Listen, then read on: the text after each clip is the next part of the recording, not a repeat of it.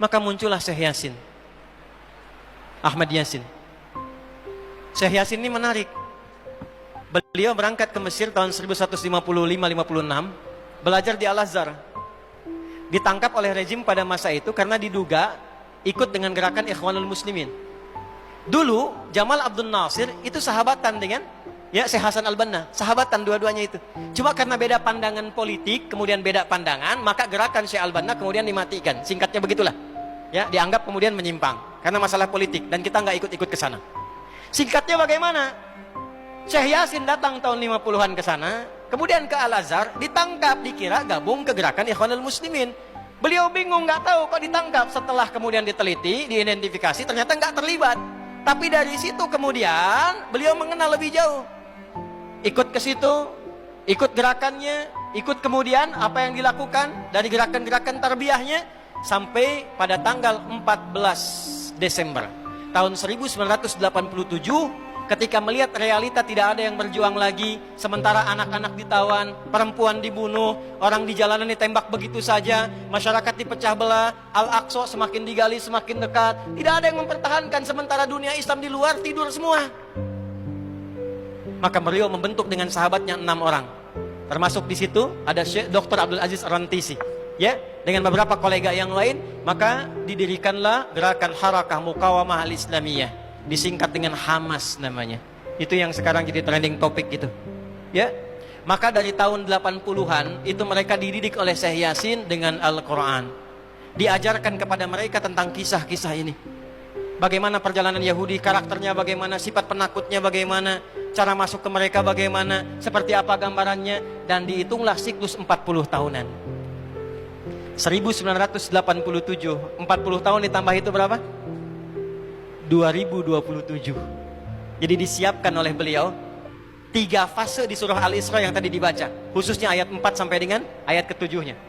Wa qadayna ila bani Israila fil kitab la tufsidunna fil ardi marrataini wa la ta'lunna 'uluwan kabira. Bani Israel itu kata Allah sudah tetap perjalanannya dari sejak generasinya ini berjalan selalu merusak dan mewarisi karakter-karakter tadi. Maka apa yang terjadi? Kerusakan akan terus dibangun sampai ada kemudian ketiga fase. 3 fase ini sudah selesai 2, sekarang masuk yang ketiga. Maka yang ketiga ini fa idza jaa wa'dul akhirati. Maka jika datang janji Allah yang terakhir untuk mereka. Apa fase yang ketiga ini? Ada 3 bagian lagi. 1, liyasu'u wujuhakum. Yang kedua, waliyadkhulul masjida kama dakhaluhu awwal marrah. Yang ketiga, waliyutabbiru ma 'alahu tatbira. 1 sekarang sedang diperlihatkan, liyasu'u wujuhakum. Persis sekarang orang-orang itu seperti di era Nabi yang membayangkan hingga bisa ditembus, bentengnya kokoh, intelijennya kuat, sadapannya di mana-mana. Tapi ternyata dunia yang melihat kokoh itu ditunjukkan oleh Allah hanya dengan bahasa mereka. La syirzimatun qalil. Ini bahasanya Firaun. Ini kan cuma ormas kecil, nggak sebanding. Ormas kecil yang nggak sebanding ini ternyata telah bisa mengintersep semua bagian-bagian itu. Dia bisa tembus bentengnya, dia masuk ke dalamnya. Liyasu'u wujuhakum. Tujuannya bukan untuk menunjukkan mereka mampu, bukan, untuk menggugah dunia kalian kemana saja. Yang kalian anggap itu hebat, itu mampu, itu dahsyat, ternyata bisa ditembus, dipermalukan di wajah dunia.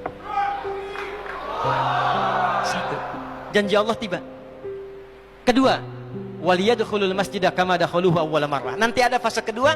Setelah ini terjadi, selesai fase kedua, masuklah ke wilayah Masjidil Aqsa. Kembali lagi milik kita itu. Dihitunglah fasenya 40 tahunan. 1987 fase pertama sekarang berjalan, ditambah 40 berapa? 2027. Itulah fase yang kedua, saat diharapkan paling puncaknya Masjidil Aqsa bisa kembali lagi. Nah, ini bukan main-main, hitungan fasenya. Antum lihat video viralnya Syekh Ahmad Yasin itu ketika menjelaskan itu. Saya tahu betul itu. Beliau hitung itu. 2027 ke 2028 dan puncak akhirnya waliyutabbiru ma'alahu tatbira. Hancur semua, terjadi perang dahsyat. Hitungan saya sih tambah 20 tahun. Karena fasenya sampai 100 tahun. 40 tambah 40 tambah 20, 100. Maka 2037. Silahkan cek orang-orang yang ada menghitung di pertahanan sekarang. Antum tanyakan pada yang di Lemhanas, pada di macam-macam. Bagaimana kekuatan dunia pergeserannya saya yakin. Hitungan mereka 2037 terjadi sesuatu yang dahsyat. Gerbangnya sampai 2040, di atas 2040 itulah generasi emas akan muncul. Makanya Indonesia masuk generasi 2045.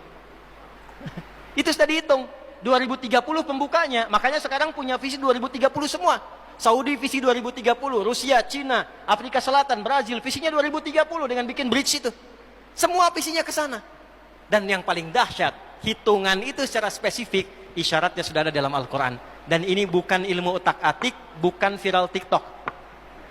Ingat, ini sudah sejarah yang berlangsung dari penelitian masa lalu. Maka wajar kalau sekarang mereka takut dikepung. Kenapa? Karena ketika Hamas datang dengan pasukannya darat, laut, udara, itu mempraktekkan surat Al-Hasyr yang sudah mereka pelajari bertahun-tahun. Datang lewat darat, lewat laut, lewat udara. Takut mereka semua. Maka dikontaklah kemudian kolega-koleganya. Datanglah kapal induk 2 dari Amerika. Satu lagi datang, Inggris datang, kemudian Kanada datang, Jerman siapkan pasukan. Kenapa? Karena trauma dengan pengepungan. Satu.